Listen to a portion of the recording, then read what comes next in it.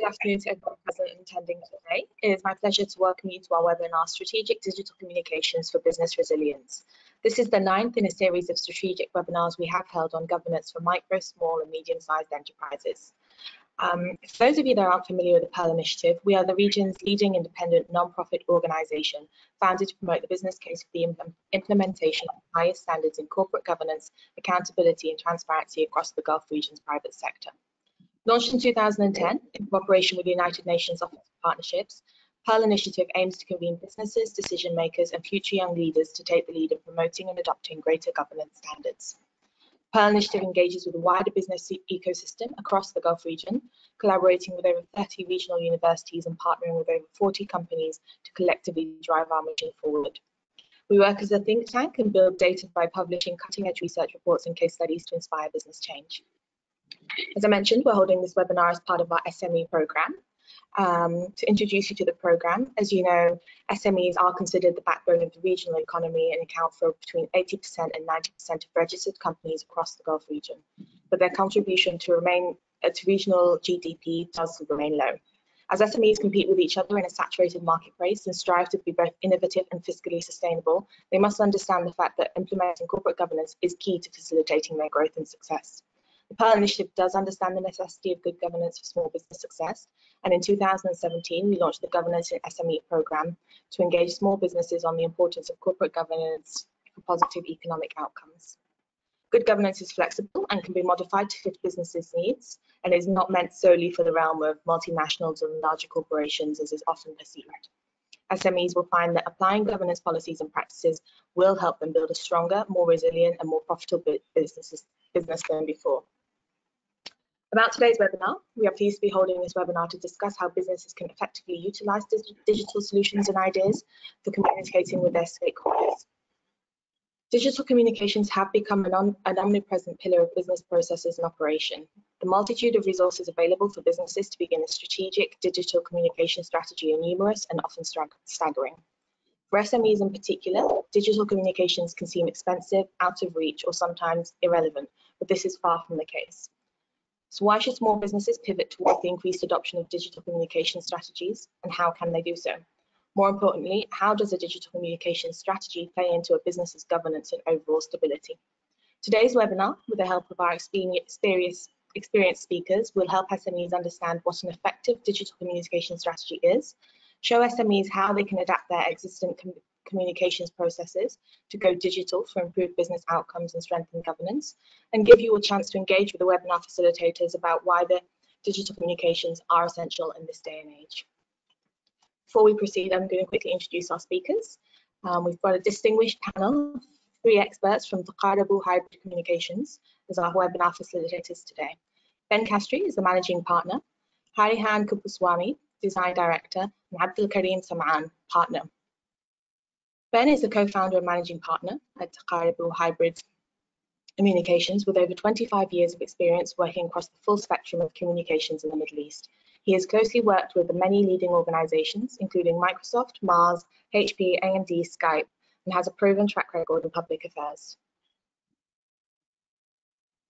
Harry began his experience journey in India and remains well connected to some of the world's leading IT development powerhouses. He moved to the Gulf in 2004 and has worked in a number of startup and multinational networks across a variety of digital disciplines. Harry is also experienced in digital marketing and communication, which adds insights for his ability to create engaging and creative communication strategies that have delivered results for many leading global brands and local companies. You can all still see me, I hope. Sorry, I can see glitches on the camera. Finally, Abdulkarim is a bilingual communications consultant with 15 years of communication and media experience, with a strong focus on strategic comms and digital best practice. He has worked with a number of leading global organizations on developing and managing strategic communication programs across the Middle East and North Africa. Abdulkarim has also been involved with a number of government projects regionally. Gentlemen, welcome. And once again, thank you for your time and insights for today's session. Before I hand over to you, for our participants, as with all our webinars, it's meant to be as interactive as possible. So please feel free to use the webinar interface to virtually raise your hand or use the Q&A function to ask the facilitators questions. We will dedicate 15 minutes towards the end to answering your questions at the end of this webinar. Thank you again, everyone, for all your time, and hope you enjoyed the session. Let's kick off. Thank you, gentlemen. Thank you very much, Yasmin. Appreciate the, and also thank you to the Pearl Initiative for having us on today to present this webinar. Thank you also for the introductions. You've already saved us one job, I think, so I don't think we need to dwell too much on who we are, other than to say I probably should. One interesting thing about myself is I was actually born in Dubai many years ago, so I'm one of the sort of few expats in the region that have been here for as long as the UAE has. So it's made for a very interesting career.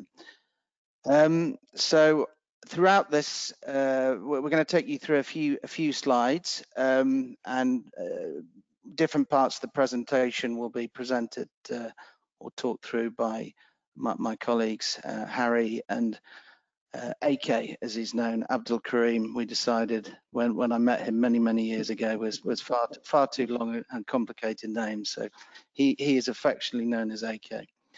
So without further ado, so in terms of what we wanted to talk about today, and before we get into, I suppose, where we are and the context that we find ourselves on the back of a few strange and challenging months, we felt it would be useful just to have a quick summary. If you can put 30 years into a couple of minutes, AK is going to have a go, because he's actually grown up throughout this transition. But as you can see, many different and fundamental moments of innovation and change that have impacted the way we live, the way we talk, the way we communicate, have come about over a number of years. And really what we're going to talk about today is the impact of the last few months, how that has sort of protracted and will accelerate that need for digital transformation. So AK, if you just want to highlight a few points. Sure, yes, thank you, Ben, and hi everyone. One of the things that I always love to point out when talking about the history of the internet, and don't worry, I'm not going to go through this in boring detail, but the biggest points of growth in the internet have always been around conflict or big global economic crises. Even the beginning of the internet itself was an American response to the Russians launching their first satellite to space, Sputnik. And then if you go through this whole timeline, and we'll come to that in a bit, but certain points of growth were also associated with global pandemic. So it all started in 1989 when Sir Tim Berners-Lee, who is considered by many as the founding father of the internet, and someone that, sorry, I need to boast a little bit. Both Ben and myself had the pleasure of meeting 2 years ago in Sharjah, which was very exciting. And that gave birth to something that literally changed the whole world and how people connect and interact with each other. And the one key takeaway I want to show from this slide is if you look at the number of internet users throughout the year and how much it grew exponentially, up until December 2020, when it was around maybe 3.9 or maybe 4 billion, and then everything that happened beyond December 2019, and how then the COVID pandemic accelerated that growth very scarily. So we're looking at kind of two phases in the internet. You had pre-COVID and post-COVID. Pre-COVID, everything was going fine. It was growing at a certain percentage. You know, it's become a basic human right. Businesses were adapting at their own pace. And then COVID happened, and that completely shifted the dynamics and completely shifted how companies and even users approach the internet. This is something that we will demonstrate today, and what companies have done or need to do to be able to adapt and actually survive in this new world. See, everybody thinks that the world is changing, but the change is already there. And most companies that weren't able to adapt quickly are now having to play catch up. absolutely. I think Ben So will really, take us through some. yeah. So exact. Thanks. Okay. So what we really want to demonstrate, obviously, is a little bit of context. Clearly, we're going through a black swan moment, which has had a significant impact, not just on how we work, but on how we live, and we're in a process of sort of finding our way out of that. That has fundamentally impacted the way human beings have and will interact, and really it's about understanding how this transcends moving forward, and fundamentally what's that impact on your business. If we look at our region alone, we're facing the obvious challenge of the effects of COVID-19 and how we need to balance the trade-offs between keeping people safe and running economies. And at the same time, we also need to understand the bigger picture, in the sense that we do live in a fiscally led economy, in the sense that the vast wealth in the region is generated through oil production, which is clearly suffering as a consequence of what's been going on. So these impacts, these fundamental elements, are forcing us to sort of think differently about our businesses and how we need to operate and interact with our customers and also our employees as well. But don't forget, I mean, if you take the example of us today, we're socially distanced. So I'm sitting in the conference room, and AK's in a meeting center across the hallway, and Harry's somewhere else. So it's all about operating in these new and strange times. And it's not just a regional thing either. I mean, clearly we face a global challenge. There's some questions here that have been raised in the Fortune 500 survey. If you look at some of these interesting highlights here, when will at least 90% of your workforce have returned to their usual workplace? Well, according to 26% of those polled, never. So that's an interesting stat, basically saying that moving forward, at least 25% of the workforce will never operate in a classic office environment again. Another question, when will business travel at your company return to the levels it was before the pandemic? 51% think it will never return to what it was, which is interesting. I mean, given the fact that we're demonstrating today that we're talking to many of you via a webinar software.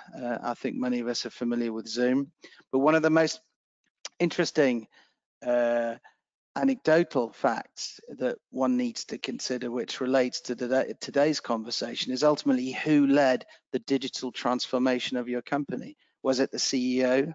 Was it the CTO? Or was it COVID-19? So fundamentally saying that this black swan moment, this moment in time, is this driving us? Or are we pushing it, or are we being pulled? And these are the sort of questions that we need to ask ourselves. So, in every crisis there is opportunity, and that's really what we're saying here today. Not to dwell on the negatives. I think we've all had enough of that. We've all kind of lived through it, and really we want to see the other side of this and start thinking about how we can sort of transform ourselves moving forward. So, to dwell on some positives, Alibaba, for example, was formed during the SARS pandemic of 2002 to 2004. Alibaba being the second largest online retail entity in the world after Amazon. And then, of course, the financial crisis of 2008, which obviously significantly impacted us in the UAE as well. Airbnb and Uber were born. So what's to say COVID-19 isn't going to give birth to something very, very exciting? This is what it's all about. It's all about opportunity. It's all about innovation. So if we look at COVID-19's opportunity space, we are in this situation where remote working is being encouraged. And it's not just tech organizations as well. It's also non-tech alike. I mean, clearly, we're struggling to travel, supply chains are being interrupted, and obviously retail stores are having to think differently about how they sell to customers. I mean, clearly COVID-19 didn't give birth to Amazon. We've been buying online for a long time, but what you've seen in the last few months is older generations of people are now becoming familiar with buying online. So they've made that personal transformation already. So you know, when you've got the likes of my 70-year-old auntie who's now happily buying everything she needs online back in the UK, you really have to ask yourself, well, you know, where's all this fundamentally going? So more specifically, you know, there's some key points here, and really those two I've highlighted there. You know, offline driven businesses will be shifted online, and really that's what we're talking about today. And it's also the power of social media. Social media is not only going to be that conduit, that voice between businesses and consumers. It's also important how people interact with governments too. So that's going to lead to a more of a convergence of dialogue, which I think we've all witnessed and seen over the past few months with the myriad of information and news, whether it's fake news, whether it's genuine news, or whether it's you know who's to say? We all have our own opinions, but we know we are bombarded with information now on a daily basis, and it comes through a variety of different digital channels. So they're calling it the low touch economy, and how might that shape up over the next 2 to so years?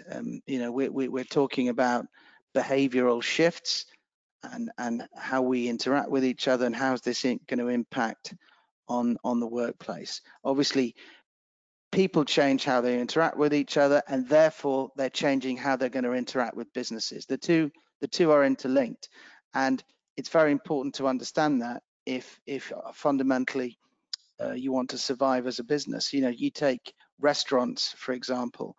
You know, that's a very kind of real shift that we've seen. Traditionally, we would typically make an effort to go to restaurants, sit down with our families and spend a bit more time there. That's not always the case. I mean, obviously, takeouts and fast food has been around for a long, long time. But you now have this wave of motorbikes that flood the roads of the Gulf, all the various different colors. I'm not going to name drop, but fundamentally, people are buying food far more online now than they ever used to. So that's you know, an impact of a real impact of how people behavioral changes are interacting with how businesses are changing. So what does that mean? So businesses really have two fundamental challenges. How do they redesign the organization to work within these new normals? How is that going to impact on their sort of day-to-day workflow? And then ultimately, what that's going to lead to is how to rethink the strategy that links in with that fundamental change in the organization redesign. And that your business strategy is fundamentally linked to your comm strategy, which is fundamentally linked to your digital communication strategy. So what we're talking about more specifically, you've got these, if you like, these four key fundamental areas. You've got the new world of work, whether it's remote work, whether it's a gig economy, whether it's robots, your new white spaces, to the new operating model. Businesses need to be agile, productivity is being impacted. Do they need to be 24/7? And fundamentally, do they need to be digital? And I think we know where that's going. And really, it's all about the new customers. They're connected, they're instant, and they're not necessarily very loyal. Because, you know, a few clicks of the button, they can decide who they decide to get their food delivered by. So these are fundamental shifts in terms of the context we find ourselves in, and really it's about understanding that digital transformation process. So what does the road look like? for a more resilient business in terms of the digital approach? I mean, there's a number of questions that we need to ask ourselves before embarking on building a digital strategy. But one point that must be made very, very clear is never has there been a time where having a robust digital communication strategy been more important. So that's something that we all must be very aware of. Obviously, different types of businesses will be impacted differently. You know, of course, there's a case to say that some businesses are going to be more digital than others in terms of what they produce and who their stakeholders are. That really is, you know, and that's for individual companies to work out and decide for themselves. But, you know, is there a difference between a communication strategy versus a digital strategy? Should there be a difference? In our opinion, not really. I mean, the world has been digital for at least a decade. You know, this separation of your offline to online, you know, analog to digital, those are really old terms. I mean, fundamentally, your digital strategy is your communication strategy. They're combined. There shouldn't be any fundamental difference. You know, it's also worth looking at being realistic about what can be achieved in-house. You know, what capabilities you have, and obviously as SMEs, you know, one assumes you don't have endless resources. None of us do. Trust me, I operate in one. We understand. So, you know, it's about, you know, what can be done, you know, cost effectively and realistically within your business structure. And really, it's about, you know, and fundamentally, what dictates all of that is really understanding your stakeholders. So if I take you through a few steps in terms of you know, the fundamentals of building a relevant and robust strategy, one of the key things to make sure is that you really align your communication strategy with the commercial and business goals of your strategy. And that's a mistake that's often made. And sort of, you know, you know, I work in the communications business, but I'm also a partner in a business. And, you know, fundamentally, we're here to offer services that generate a profit. So you've got to be very clear that whatever strategy, communications strategy you define and design, it's very much aligned to what your business and commercial goals are. That's very important. And to do that, we must understand and prioritize our target audiences, you know, do that stakeholder mapping, really understand who you're speaking to, how they think, how they behave. Something else that we'd also advise is, you know, don't get drawn into tactics and tools that you know you feel are you know other people are using and they're fashionable. You know, if they're not right for you, you know, then don't feel the need. I mean, are you a Facebook organization, or are you more of a LinkedIn organization, or should you be using Twitter, or should you be driving this through other platforms through a website? So you need to understand that mix. You need to be clear about what type of business you are. But what we're saying is you know, don't be drawn in the sort of, don't be a slave to the Me Too fashion police. You know, there are other ways to do things. And really, in any business, make sure all your internal stakeholders are aligned as well, that you're all singing from the same hymn sheet. You're all very clear on what you need to do in terms of your role as a business. Before you embark on any strategy, you must ask yourself, you know, a number of questions, and you know, you've got to do a careful audit and stock take of what you are doing. You know, you need to be clear on what you've been achieving or have achieved over a period of time. Find out what's worked, what hasn't worked, or what could work better if it was done differently. So, you know, a quick and simple SWOT analysis, but frank and honest, is never a wasted exercise. It will really help you improve the efficiency and maximize your resources. And maximizing resources are absolutely front and center of what any business needs to be engaged in right now. You know, in terms of a unified approach, going back to what I said earlier, you know, if you have a leadership team and if you like a more of an executive team and a sales team, just make sure everyone is working together, and that the partners, the owners, are very much in tune and believe in the approach and what you're doing. That's a very important aspect of building any strategy. So yeah, it's a number of things, and you know what we say in our business in terms of communications, and this is really where you know I'm a bit old school in the sense that, you know, I come from a classical PR background, and really, you know, you look at the range of digital tools that are available to you, but they are just different mediums, they're different channels, but fundamentally we're talking to people, and it's about telling a story, it's about building narrative. So, you know, the fundamental pillars of classical PR are absolutely important in terms of getting your messaging right,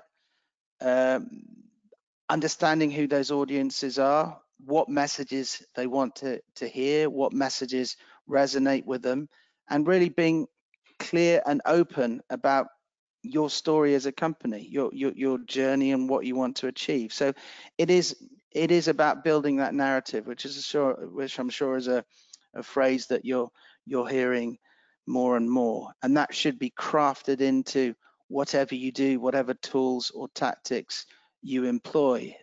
You know, what selection of social media you should be operating, and other things that you should be considering, and questions that you need to be asking yourself is, you know, how should I present content? You know, clearly content should be well researched, it should be creatively written, it should be engaging. But should it always be written? The answer is probably no. People have very limited attention spans. So it must be colorful, creative. The use of video is very important. Infographics are very much used across the board in all media now, not just digitally, but it's a very important process. So yeah, it's really having a sort of going through a series of steps and questions that you need to ask yourself to build that strategy. But just to remind you, make sure that strategy, that digital strategy, is fundamentally aligned with the goals of your business. So review, as I said, so review that mix, and you know, AK can talk a little bit about, you know, because he's got a lot of experience in terms of dealing with and implementing and executing social media plans in the region and working with influencers and bloggers.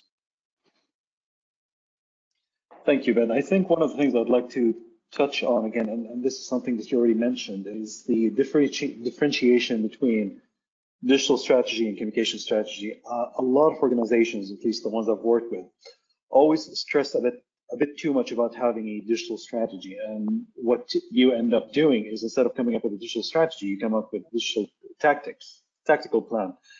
And I think one of the things that we all need to agree on is ultimately the principles of communication need to apply, whether you're speaking to traditional media, online media, social media, whatever it is. The target audience is different, but the principle by which you communicate is always going to be the same. It's just a matter of adapting your content or your approach to the different channel. And to stress again what Ben said about choosing the right tools for the job, no one should feel pressured to be on all the tools just because everybody else is on the tools, or even just because the tool exists. A lot of times you find this knee-jerk reaction from organizations. Oh, there's this new tool, we need to be on it. This is very important. And what ends up happening is, companies would go and send the same message or the same piece of content across 30 different channels, whether this piece of content fits that channel or not. So sometimes you'll find a Facebook post on a tweet. And, we all know that the whole point of Twitter is to be precise and to be concise and to be quick with the messaging. While Facebook is a bit more dynamic when it comes to what you can post on it. So this brings us to the point of messaging, and this is really, really critical because messaging will define your whole content, your whole approach to content. And that could be whether it's editorial, whether it's paid, whether it's even search engine optimization or even search strategy, because it all comes down to your messaging. And your messaging needs to be robust and it needs to be adaptable to whatever platform, whatever channel you're using. The mix of tools and tactics, again, you have countless tools, countless channels, countless ways to get your message out there. So it's a matter of actually looking at what you need to achieve, and as Ben said, aligning your objectives, your communication objectives, with your business objectives. You don't really need to communicate with people just for the sake of communicating. It needs to have an objective. You need to have a purpose to do it. And this is an interesting piece of research, but on average, each one of us is bombarded with no less than 3,000 messages between WhatsApp messages, emails, spam text, spam emails, billboards, adverts all over the place. 3,000. So the question becomes, how do you, as an organization, as a brand, actually cut through all that clutter and actually get your message across? And that comes down to how well and how precise you craft your outreach tactics and how punchy your messaging is. So ultimately, it's about you don't need to rethink your digital strategy. You need to rethink your communication strategy, because ultimately digital is just one of these channels that you can use, and using the right tools to do the right job. Ben, sorry, can you take the lead? So, again, one of the things that a lot of people struggle with is all these big buzzwords, digital transformation, ecosystems, strategy, key performance indicators. But ultimately, it really boils down to, a simple set of steps. What do you want to achieve? How do you want to achieve it? And more importantly, how do you measure success? And this third step is something that a lot of companies, a lot of organizations, a lot of individuals actually miss. So you've come up with a nice creative idea. You've produced it, you push it on social media. Let's say you did a YouTube video and you got 1 million hits. And usually what happens is people pat themselves on the back. Yeah, we achieved 1 million hits. Thank you very much. But the missing point is, okay, out of these 1 million hits, how many of these actually translated to, if you're an e-commerce business, to an actual sale? So all of a sudden, it becomes a matter of, okay, we've done all of this. Let's say we spent $100,000, but we've only generated $100 in sales. So all of a sudden, for you to generate a $1 of sale, you had to spend $1,000, and that's not really sustainable. So it's a matter of looking at the whole approach and making sure that whatever you do is measurable once you're done with it, because that's what allows you to go back to the drawing board and adapt and change your tactics. And I will leave it to my friend and colleague Harry to talk to you a little bit about the building blocks of how you can build a successful tactical implementation program. Thank you, Akil. Most brands now understand that they need their business to be on the digital space across all platforms. The real question is how to get this right and where to begin without really wasting a lot of time. I would like to highlight some of the tactics below. In digital communications, content is the key anytime. What it does to your business is it demonstrates thought leadership, engage your target audience, grow your web traffic, and gives leads, and also make your brand look authoritative across the channels. The next is social media. Social media, we all know social media is evolving day by day. That is because of constantly changing algorithm and methodology that improvise the user experience and drive better results. Then coming down to the website. Harry, sorry to interrupt. Just I think on that point of algorithms, it's really important to give some specific examples. If you look at Facebook, if you're on Facebook and you have a group, you have a company page, and you start posting messages. In the past, it used to be that when users go and look at their timeline, there's a very good chance of them seeing your content without even promoting it. A few years ago, Facebook changed the algorithm, and they were very open about it, where they reduced the chance of organic content from companies appearing on a user's feed. And they did that. They say they did it to declutter users' feeds, but to be honest, they did it mostly to push and pressure companies into actually spending money to push content out and for people to see them. So it's these kind of things that really any organization and any comms or marketing professionals really should be up to date on, knowing all these changes in all these platforms and how that will impact your implementation. Because yesterday's tactics, there's a really good chance that they're not going to work tomorrow. Twitter is moving in the same direction, YouTube is moving in the same direction, and it's all heading to a point where, guess what, you want to communicate with people or you want people to see your content, you need to pay. And understanding these changes and understanding these nuances and how these different platforms deal with your content is really key to having a successful tactical implementation of content. Also, for example, another example, when you do Twitter, when you're posting a video on Twitter and or Facebook, you're far more likely to get more engagement if you put the video natively on these channels instead of linking a YouTube channel. And when you have to do that, that means you also have to change the format of your video, because almost 90% of people that use Facebook or Twitter do so on their mobile phones. So all of a sudden, you can't have a 19:6 ratio video. You have to have a 1:1 video. So it's all these different things and all these habits and all these little nuances that will have tremendous changes on how you approach content and working on social media channels. Thank you. Okay, thank you for adding those points. So yeah, moving on to the corporate website. If you are in the business world, information is critical. You need to have a good website for your customer. And when I say a website, I don't mean an electronic version of a brochure.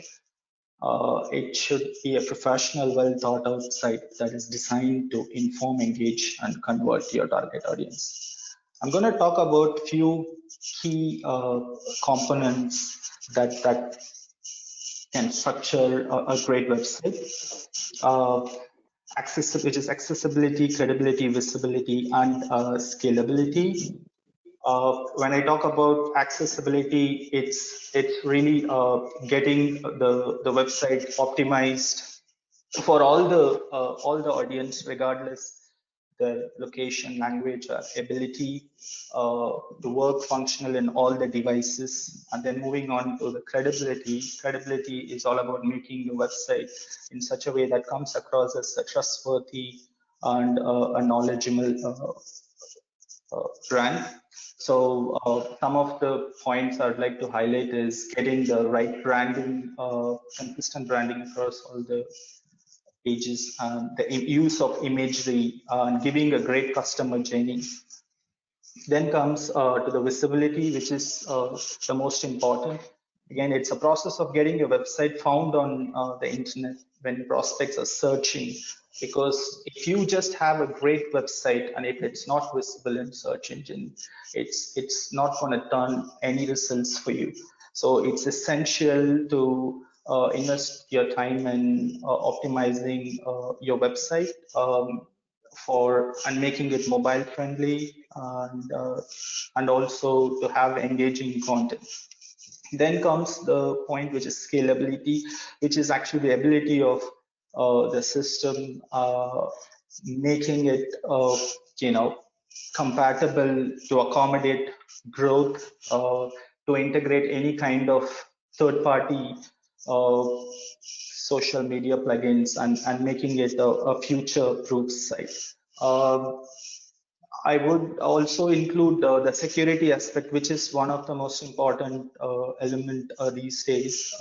This is something can have to be considered during the planning of building a good functional website. Lastly, connecting to that search engine optimization, I think it's essential to invest in SEO, which will give multitude of benefits for your business. This can really make the website come rank high on the Google or Yahoo search. It can give a lot of organic traffic without really spending a lot of money. And it can create a good brand awareness and create better leads. Harry, sorry, if I may, I just want to go back to the point about security, because I honestly cannot stress how critical security is to your online presence. And there are so many examples of businesses that really went under because they didn't pay attention to how secure their operations are. I mean, if you look at a local company like Travelex, for example, Travelex earlier this year had a cyber attack that really compromised their operations, and to date they're still kind of struggling to actually get back. And then add to it everything else, including COVID-19. You know, it's a death sentence. It could be a death sentence to your business. If you look at even something even more recent, I think a couple of weeks ago on Twitter, Bill Gates, Jeff Bezos, Elon Musk, all these people had their Twitter accounts compromised and engaged in a global Bitcoin scam. And the compromise didn't come from them directly. It was through Twitter. It was a glitch in the Twitter login system.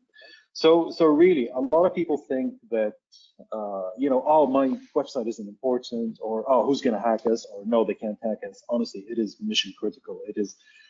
It can be the difference between your business surviving and your business going under. So I would urge everyone to really seriously consider the safety and security of your online presence, of your channels. Follow best practice. And honestly, if you don't have the capability in-house, please do look for external resources that can help with that. And that usually starts with a simple evaluation. You know, a company, you can bring in professional testers that can go through your website and put it through a stress test and identify weak points. It's an investment, but honestly, it could save your business. Thanks, AK. If you look at some of the examples you shared, they are massive, big businesses, right?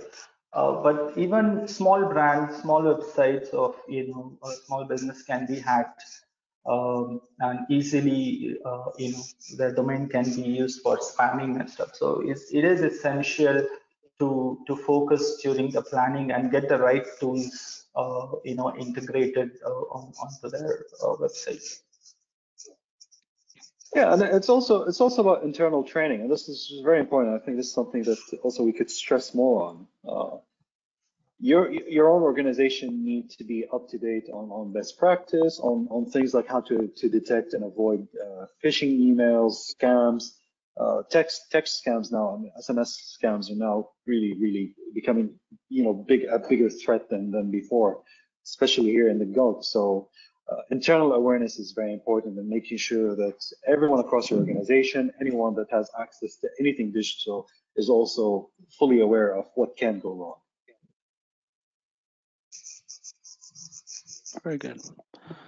Excellent. Well, gentlemen, I think that concludes the sort of key points that we wanted to go through as part of the main part of the presentation. I hope you found some of that, all of it, I hope, but bits of it, I'm sure a lot of us already know, and apologies if we've gone over ground that is familiar to you, but like anything, when you design and prepare something like this, you've got to look at a range of different areas and try and cover as much as you can in a relatively short space of time. So I will hand back to the Pearl Initiative team.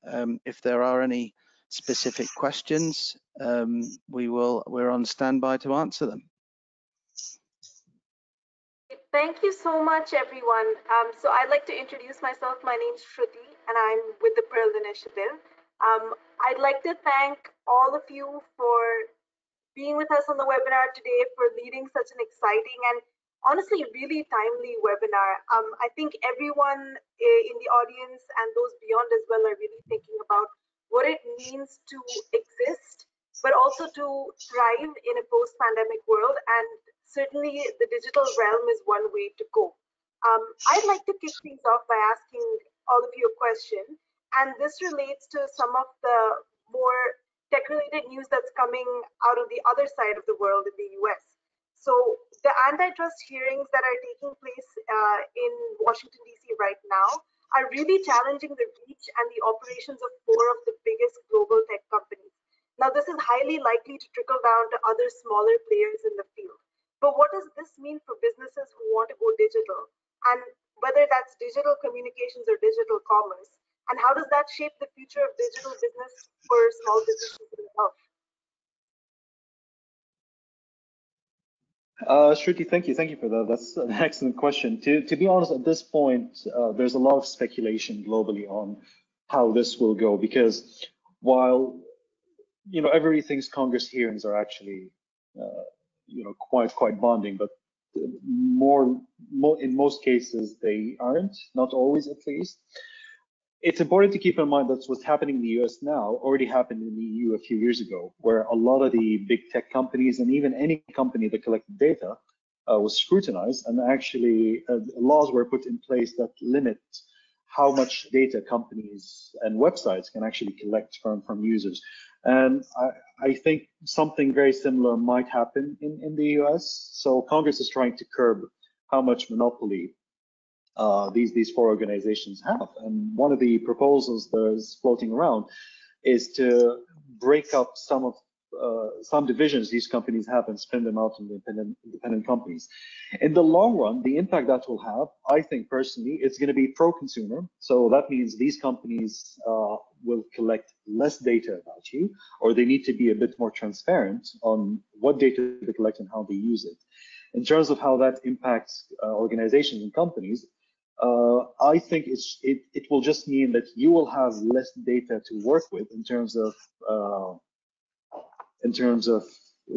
sorry, I forgot the word.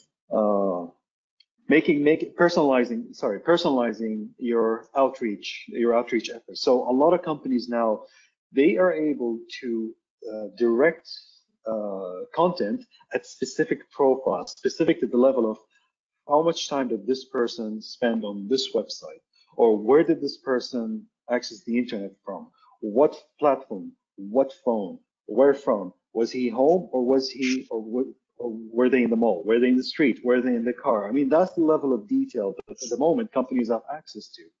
And what Congress is trying to do is to curb that. Whether they're going to be successful or not is a different story. I mean, ultimately, the US is the land of the free and land of opportunity. And these companies are doing nothing but follow the basic principles of capitalism. So it'll be interesting, but I don't personally think it's going to have a huge impact on how other companies that depend on these businesses operate. It's just going to be a matter of you need to be a bit more careful on what data you use and how you use the data. So again, as I said, in the EU, these laws have already passed, and now any company that collects a single kilobyte of data more than they're allowed to gets fined. And users now have the ability and have the right to actually request their own data from all these companies. So if you're in Europe, you can actually email Google and say, right, I need you to send me my entire data sheet for the past 6 months, or 12 months, or 3 years. What did I do? What did I research? And what data did you collect on me? And how did you use it? And I think that's the best case scenario. That's what's going to happen in the US. Okay. Thanks so much. So I've got another question. Will digital communication strategies change post-COVID? If so, what should be done to maintain these strategies when business is quote unquote back to normal? If there is going to be a back to normal at this stage. Yeah, I think Ben. Yeah, sorry, I was just going to say, I mean, obviously we touched upon this a little bit. Obviously, post-COVID, we're in a situation now where, I mean, what we demonstrated with the timeline, that we're on this digital transformation journey anyway as a global economy. What the current situation has done has protracted that and hastened it somewhat.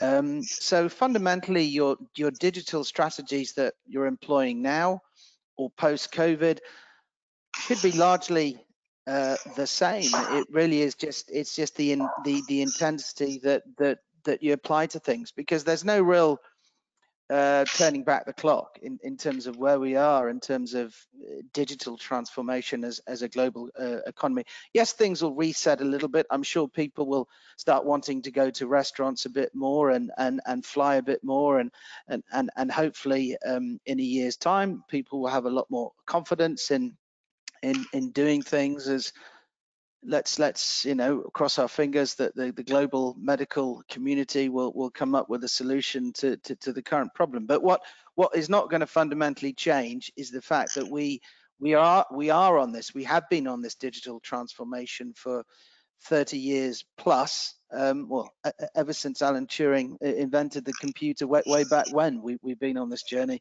But the last few months, what it's taught us is it's never been more important to have a strong digital strategy in place to ensure the robustness of your business. So the answer is things will evolve, but there'll be no fundamental changes. At least that's my opinion. I don't know what you think, guys.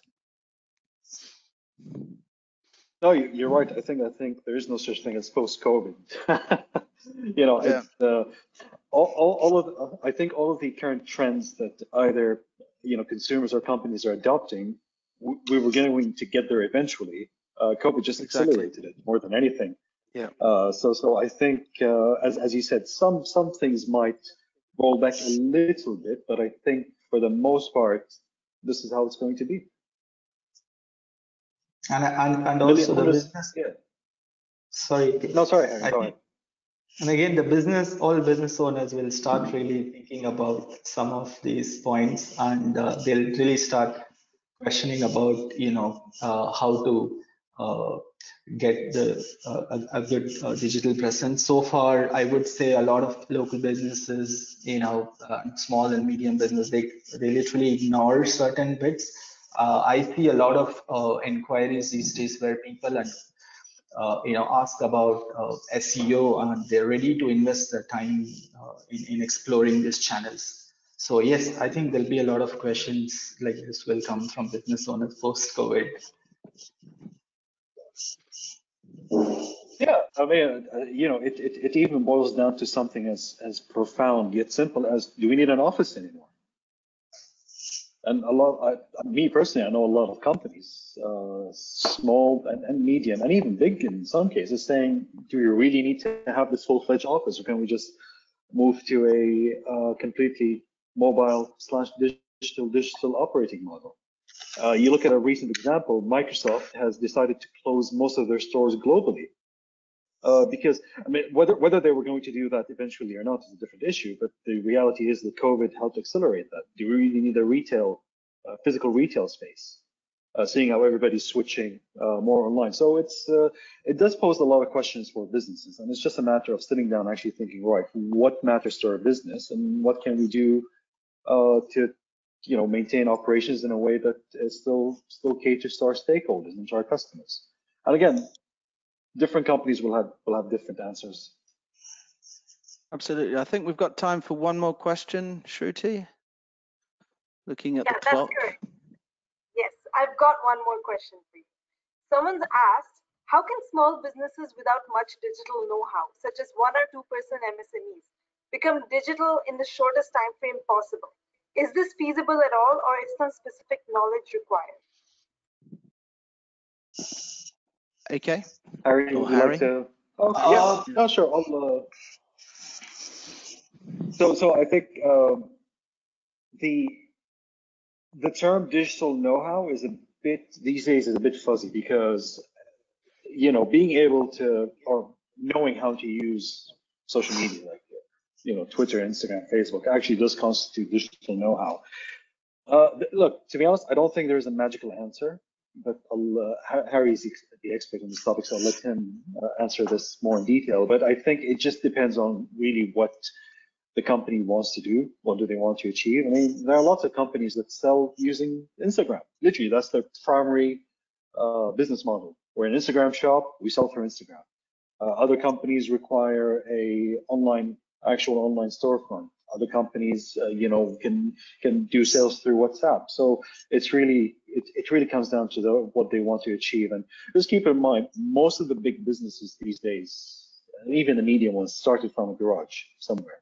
So I don't think being small should come in the way of doing great things.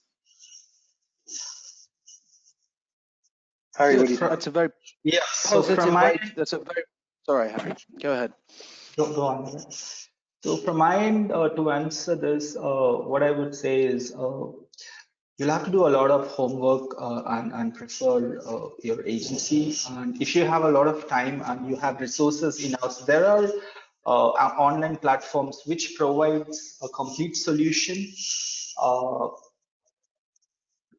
For example, HubSpot. HubSpot is a great product which offers complete platform for marketing, sales, customer service. They have a lot of integrated tools on your website.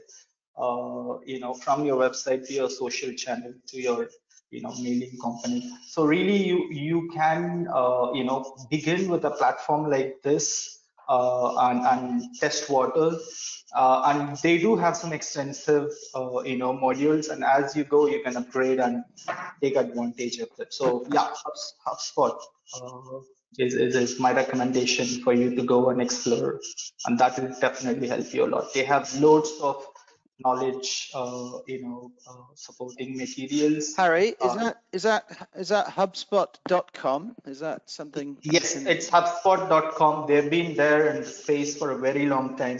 I remember when that's just for the audience. That's HubSpot as it's spelled. Yes, yeah. HUBSPOT.com. HubSpot. Okay, and it's a great tool. Fantastic. Well, I think that brings us.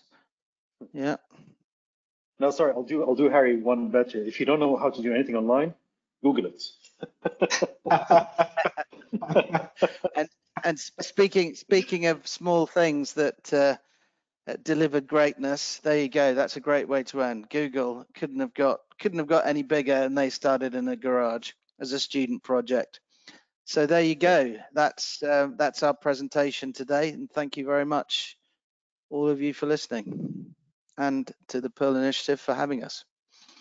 Thank you so much for being here, for your time, your support, and your extensive knowledge.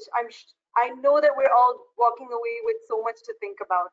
As I go back to maybe designing some social media campaigns for my programs, I'm going to keep all of this in mind. Thanks everyone for tuning in. Do tune in for our other webinars as well. They're all interactive. So do join us. They're all listed on our events page, and please do reach out to myself or anyone on the Pearl Initiative team if we can support in any way. Cheers and have a wonderful day. Thank you. Bye-bye.